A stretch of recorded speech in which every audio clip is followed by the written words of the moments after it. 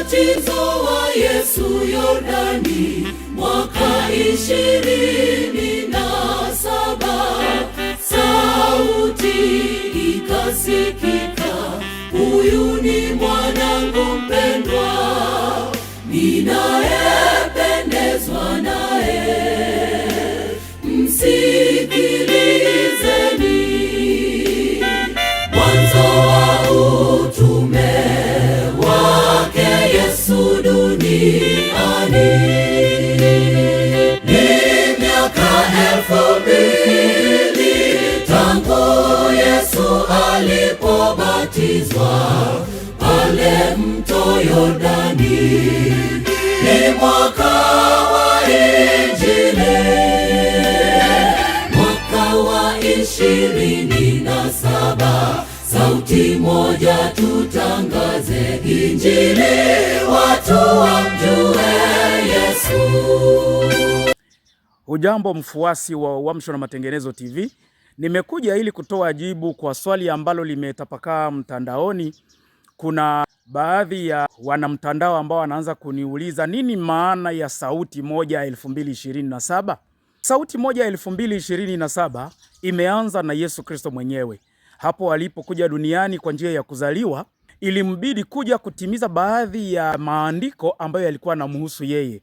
Na mmojawapo ni andiko moja linalosema, nimekuja kutangaza mwaka wa Bwana uliokubaliwa. Soma Luka sura ya 4, mstari wake ni wa 18 hadi 19.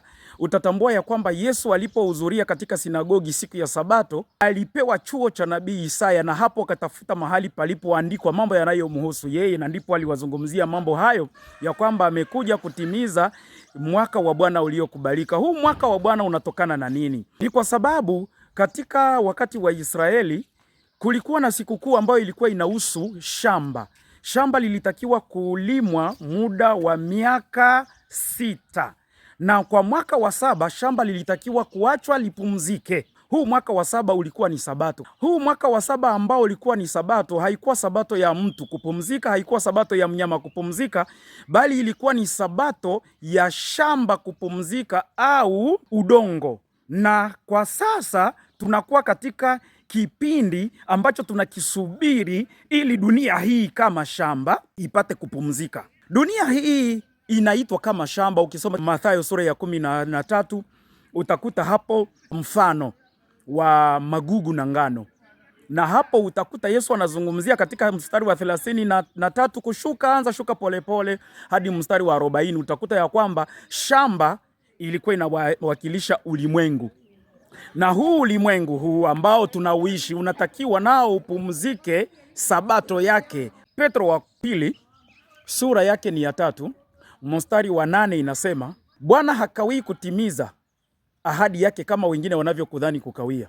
Ninahusisha na mstari wa 9 kwa sababu mstari wa 8 unasema, watu wengi wanatafsiri hapo vibaya, wanasema kwa Mungu miaka 1000 ni siku moja. Hakuna andiko linalosema hivyo, bali andiko linasema kwa Bwana miaka 1000 ni kama siku moja, na siku moja ni kama miaka 1000. Ni kwamba Mungu hahesabu siku wala miaka anapotaka kumwokoa mwanadamu. Yeye anasubiri tu muda ambao mtu atakuwa tayari kumpokea, naye anamkubali. Kwake awe amekawia dhambini, ile siku aliyookoka kwa Mungu ni kama vile ni jana. Hata kama amekuja leo, kwa Mungu ni kama vile ni jana. Yaani Mungu yeye hahesabu siku anapookoa mwanadamu, bali yeye huhesabu wokovu wa mwanadamu. Anataka kujua mwanadamu anaokoka lini. Ni sisi ndio tunamfanya kwamba akawie, kwa sababu kuokoka kwetu si kwa haraka. Sasa wakati ambapo Yesu anasema juu ya dunia ni kama shamba, na yeye amekuja kuhubiri mwaka wa Bwana uliokubalika, na iliomba miaka 6 ifanyike katika shamba, ili baada ya miaka 6 shamba liachwe. Vile vile hii dunia ambao ndio shamba la Mungu, kama vile mwaka 1000 ni kama siku moja kwa Mungu, ni kwamba hakuhesabu ya kwamba hii dunia imechelewa. Sasa tukiangalia hii miaka 6000 ambao dunia hii inakaribia kutimiza, kwa kuwa miaka 2000 imepita tangu Adam hadi Noa, na miaka 2000 imepita tangu Noa hadi kuzaliwa kwa Yesu. Tena miaka 2000 hii tunahesabu tangu kuzaliwa kwa Yesu hadi sasa. Lakini kile ambacho kinahusisha kila mtu ambaye anaamini Biblia na kumwamini Yesu kama Bwana na Mwokozi wake ni kwamba aamke. Yesu alisema mahali fulani hivi ya kwamba muonapo mtini unaanza kuchanua, jueni ya kwamba mavuno yanakaribia. Na wakati fulani akiwa na wanafunzi wake akawaambia, inueni macho, tazameni, mashamba yameiva, yako tayari kwa mavuno, lakini mavuno ni mengi, wafanyakazi ni wachache. Sasa inabidi wale ambao watasikia ndani mwao ya kwamba wamekwisha kubatizwa na Roho Mtakatifu, kwa sababu Yesu Kristo ndiye anayebatiza kwa Roho Mtakatifu, watasimama kwa nguvu zile za Roho Mtakatifu ambazo Yoeli sura ya 2 anasema ya kwamba ni mvua ya masika itakayowasukuma, kwa sababu Yesu ndiye anayebatiza kwa Roho, na kwa sababu wamempokea na wamebatizwa kwa Roho, wamepata mvua ya masika. Hiyo mvua ya masika itawafanya kwamba, kwa sababu hiyo mvua ni maji na Yesu Kristo ni maji ya uzima, wawafanye watu nao waingie katika maji siku hiyo, katika wakati huo mwaka 2027 ambao utakuwa umetimiza miaka 2000 Yesu Kristo amebatizwa. Kumbuka ya kwamba Yesu ameanza kazi yake baada ya kubatizwa, na alibatizwa mwaka wa 27. Sasa itakapofika mwaka 2027 Yesu atakuwa ametimiza miaka 2000 amebatizwa. Yaani dunia hii itakuwa imetimiza miaka 2000 imepokea ujumbe wa Kristo. Na sasa inabidi wale waliomwamini Kristo sasa wahamasishe wenzao wote wasimame, waambie watu ya kwamba tayari miaka 2000 ya kazi ya Kristo inatimilika. Inawezekana kwamba tunakaribia mwisho wa kulima dunia hii ili iweze kuvunwa. Watu wengi wanadanganywa ya kwamba wakati ambapo mtu anakufa hapo anavunwa. Hapana, ni wakati Yesu atakapokuja ndipo mavuno yatakapofanyika. Sasa sauti moja 2027 ni ya kuwaambia wale wote ambao wanamwamini Kristo waache kuwa na kauli mbili. Wajitahidi wote warudi kwenye msingi wa Biblia, waanze kuwa na sauti moja, wawatahadharishe walimwengu ya kwamba mwisho wa dunia umefika. Na wewe ambaye ungali unaendelea na mizozo na ndugu yako kanisani, ukifikiri unaenda mbinguni, tengeneza kauli yako, uwe na sauti moja na yeye. Kama wewe ungali unapingana na wenzako, hutaki hata kushirikiana na wenzako, ungali unasema huyu ni wa kabila hii, huyu ni wa kabila ile, ule ni wa rangi hii, ule ni wa lugha hiyo, achana na hiyo, anzana na sauti moja. Sauti moja na mwenzako. Kama wewe ni mke na mume ambao mna sauti mbili nyumbani mwenu, tangu sasa iweni na sauti moja. Kama ninyi ni wazazi mnakuwa na sauti nyingi na watoto wenu, tangu sasa iweni na sauti moja, ili muweze kujiandaa kwa sikukuu miaka 2000 dunia ikihubiriwa, ikituletea furaha sisi ambao tunakuwa katika Kristo tukimsubiri ya kwamba kumbe kwenda kwetu kunakaribia. Sasa simama na sauti moja. Sauti moja ni kwamba usiseme hiki na mwingine anasema kile. Hubiri kile kitakachowasaidia watu kujiandaa ili wampokee Kristo, na atakapokuja kuvuna dunia aende mbinguni pamoja nao, na huko watafanya miaka 1000, na hiyo miaka 1000 itakapojiongeza kwa hii miaka 6000 ambayo dunia itakuwa imefanya, itakuwa tayari imetimiza miaka 7000. Ndipo tena tuanze tulime dunia, na kulima dunia tutaanza na dunia mpya sasa. Yaani baada ya miaka 1000 itabidi watu waanze dunia mpya. Sasa mimi sijui itaanza lini, anayejua ni Yesu Kristo. Na ikiwa tumechelewa mpaka sasa duniani, ni kwa sababu mimi na wewe hatujafanya wajibu wetu. Tusimame tufanye wajibu wetu, na tukifanya wajibu wetu, Mungu naye anayehesabu nyakati, anayejua mwanzo na mwisho, anayejua majira, yeye ndiye anayepanga, atajua namna ya kutupangia. Neno letu ni moja, neno letu ni moja, lugha yetu ni moja daima. Jambo la muhimu sana ni hili ambalo inabidi kuzingatia wewe unayenisikiliza. Watu wengi sana, kwa sababu wamesikia ya kwamba siku hiyo inangojwa kwa hamu, imekuwa ni siku kubwa, wanataka kuifananisha na siku zao za karamu ya kuzaliwa, siku zao za karamu ya harusi, siku zao za karamu ya kupata vyeti vya shule. Hapana. Elewa ya kwamba karamu moja itafanyika ni mbinguni, kama vile Luka sura ya 15 mstari wa 7 na mstari wa 10 inavyotuambia ya kwamba mbinguni kuna furaha kubwa wanapoona mwenye dhambi mmoja akitubu na kumrudia Kristo. Ni hiyo ndio karamu utakayokuwa nayo, lakini usiandae chakula kwamba utakula wewe unashiba, unaandaa vinywaji utakunywa wewe, unaandaa nguo nyipya utavaa wewe. Hapana, hiyo sio. Siku hiyo sote tutajumuika pamoja na mbingu kusherehekea karamu ya wazaliwa wapya, watu wa Mungu ambao watamrudia ili kuweza kumkimbia shetani na kujifungamanisha na Kristo aliye mwokozi wao.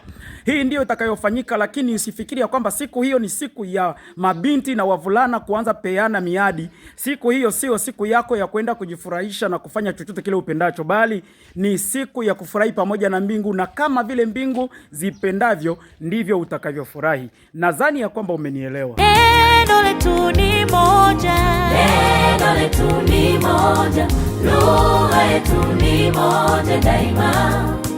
Wachungaji na walei, neno letu ni moja, lugha yetu ni moja daima.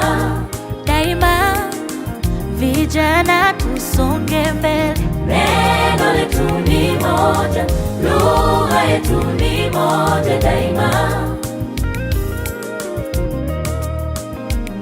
Sauti moja ilete watu kwa Yesu, sauti moja ni utume kwa wote.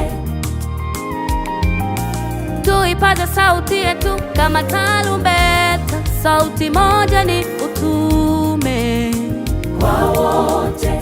Tuipaze sauti yetu kama tarumbeta, sauti moja ni utume kwa wote.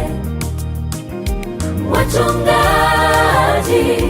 na walei, sauti moja. Waimbaji, washiriki, sauti moja. Tuiambie dunia, Yesu anakuja tena. Tuiambie dunia, Yesu anakuja tena. Tukawahubiri, tukawabatize, ni utume kwa wote. Hii ndiyo maana ya sauti moja, one voice, une voix, ijwi rimwe. Hii yote tumeiona iko katika lugha mbalimbali, lakini kila mmoja asimame kwa lugha yake, au ahubirie watu wa lugha yake. Kila mtu asimame kwa sauti yake na aseme sawasawa na sauti ya Kristo, kwa sababu Kristo ndiye aliyeanzisha na akasema nimewaachia. Akaenda na sisi tukabaki na kazi. Ikiwa tunabaki na kazi, kazi yetu ni kuwaandaa watu wajue ya kwamba muda wa michezo umekwisha. Ulikuwa na mtumwa wako Msaada wa Merimeri Decor, na ikiwa una swali lingine, Mungu atanijalia nitakutolea majibu yake. Ubatizo wa Yesu Yordani mwaka 27, sauti ikasikika, huyu ni mwanangu mpendwa, ninayependezwa naye, msikilizeni. Mwanzo wa utume wake Yesu duniani ni miaka 2000 tangu Yesu alipobatizwa pale mto Yordani. Ni mwaka wa Injili, mwaka wa 27. Sauti moja tutangaze Injili, watu wamjue Yesu. Ni miaka 2000 tangu Yesu alipobatizwa pale mto Yordani. Ni mwaka wa Injili, mwaka wa 27. Sauti moja tutangaze Injili, watu wamjue Yesu.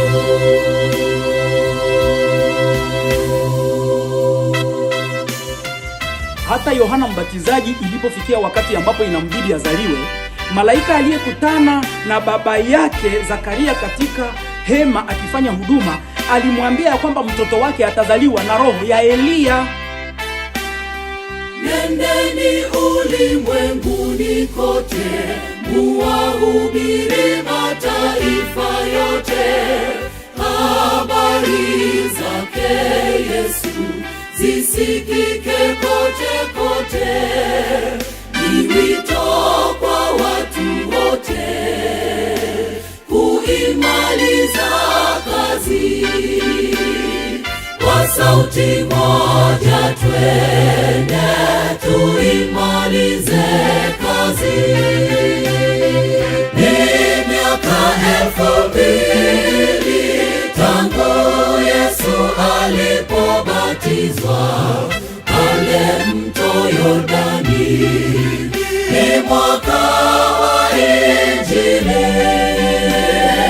mwaka wa 27. Sauti moja tutangaze Injili, watu wamjue Yesu.